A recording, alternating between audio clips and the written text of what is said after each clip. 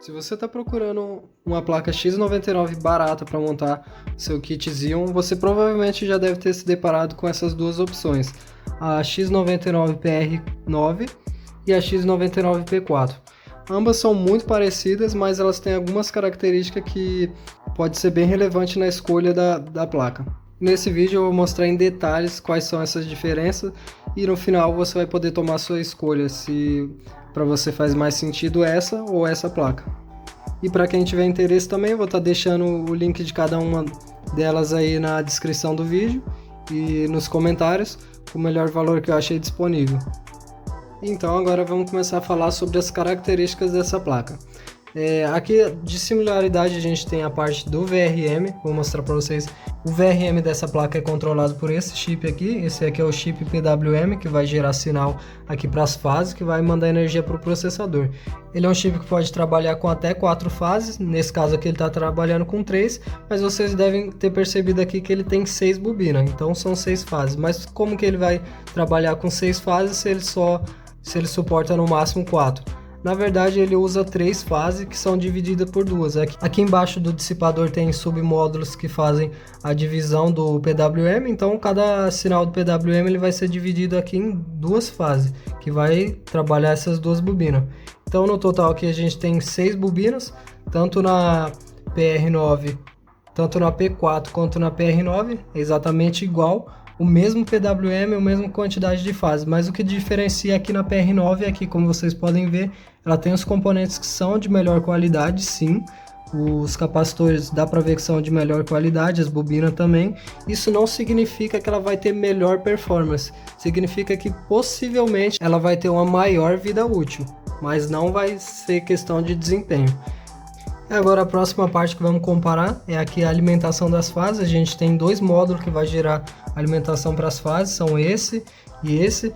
Eu pude perceber aqui que nas duas placas elas utilizam MOSFET de mesma marca, apesar de não ser o mesmo modelo, mas são de mesma marca, então vai ter uma qualidade muito similar.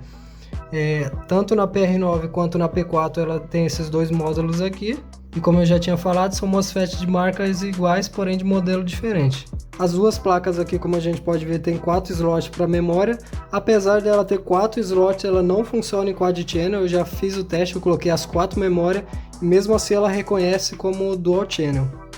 Aqui para a parte de armazenamento, tanto na P4 quanto na PR9, a gente tem esse conector aqui M2 para colocar SSD. Eu recomendo muito estar utilizando esse conector com SSD M2 porque vai dar uma diferença de velocidade muito grande, principalmente aqui na P4, que a gente já vai falar mais um pouco da questão do SATA e das velocidades de transferência.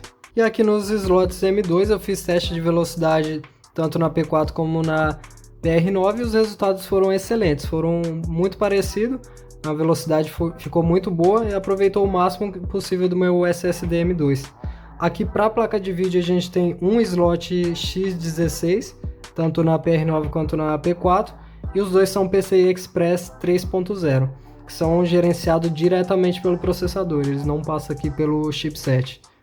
E aqui na parte do SATA a gente tem conexão aqui SATA na PR4, que é a versão 3 do SATA, que dá a velocidade de 3 gigabits por segundo. É uma velocidade bem limitada, que na prática ela vai dar aí próximo de 400 megabytes por segundo, que é uma velocidade lenta, porque o SSD SATA geralmente vai trabalhar aí com velocidade de 500 megabytes por segundo, então você vai perceber uma queda de desempenho utilizando esse conector. Por isso que eu recomendo fortemente, se você for utilizar essa placa, que utilize o SSD M2 para ter o máximo aproveitamento. Aqui na PR9 não acontece isso, ela tem o SATA 6, que você vai aproveitar o máximo possível do SSD SATA, mas da mesma forma eu também recomendo utilizar o M2 porque tem uma velocidade bem melhor. E agora vamos estar falando sobre o chip de rede. O chip de rede, ambas as placas são o mesmo, ele é um chip aqui da Realtek, ele tem uma excelente velocidade, é uma conexão 1 GB, então se você tiver uma internet aí de 1 GB, ele vai funcionar perfeitamente. Ele entrega a velocidade de até 1000 megabits por segundo. E dando continuidade aqui, a gente tem o chip de áudio. chip de áudio eles são da mesma marca, porém de modelos diferentes. Aqui na P4 a gente tem uma versão mais antiga, ela é um codec para áudio 5.1 e tem uma taxa de amostragem um pouco mais baixa. Para um usuário normal, eu acredito que não vai fazer tanta diferença, mas se você é muito detalhista com áudio, possa ser que dê sim alguma diferença dessas placas. Porque essa daqui ele tem um codec mais recente com um recurso mais avançado. Essa daqui ele tem o áudio 7.1 com velocidade de amostragem bem maior. Agora aqui do lado a gente tem o Super I/O. Super I/O também é diferente, elas são da mesma marca, porém modelos diferentes. Super I/O não tem muito o que comentar, apesar de serem diferentes, são muito similares, então é basicamente isso. E aqui na parte de expansão, a gente tem tanto na P4 como na TR9, a gente tem esse conector aqui PCI Express X1. Esse conector aqui ele é gerenciado diretamente pelo chipset aqui nas duas placas. Nessas duas placas aqui, a versão do PCI Express é 2.0 para esses slots aqui de expansão, que você pode estar ligando aí placa de rede, placa USB, seja lá o que for.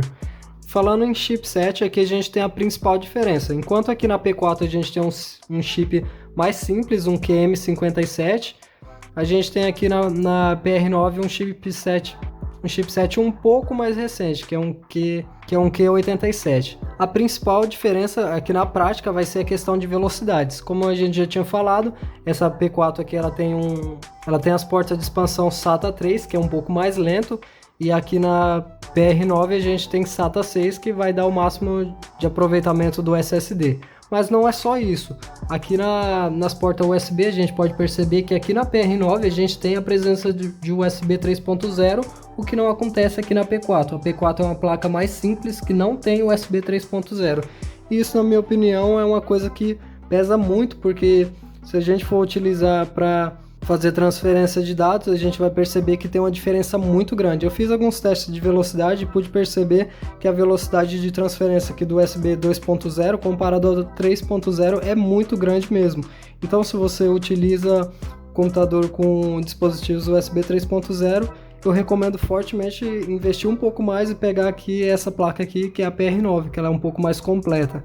Mas se você não utiliza dispositivo USB 3.0, não faz transferência de arquivos muito grandes, então a P4 pode servir muito bem.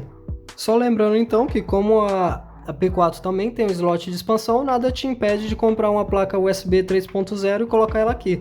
O custo disso vai acabar sendo um pouco alto, então se for para comprar nova, eu recomendo comprar logo a PR9, que ela é mais completa.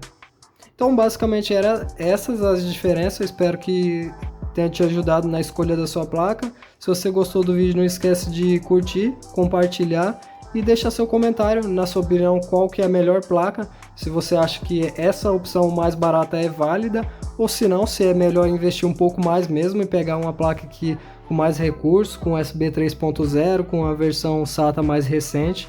E é isso daí. Então, agradeço pela sua visita e até o próximo vídeo.